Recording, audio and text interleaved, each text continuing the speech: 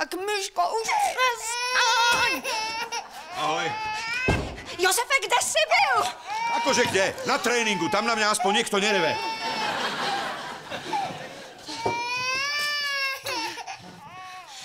Josefe.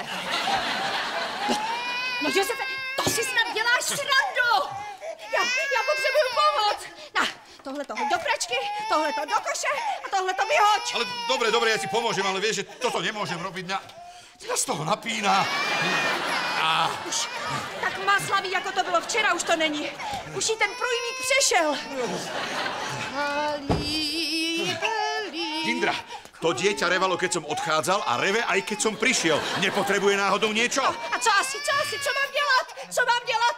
Už jsem jí nakrmila, už jsem jí přebalila, už jsem všechno udělala. A ty to máš vedieť, ty si jej matka, nie? A ty si jej otec, co?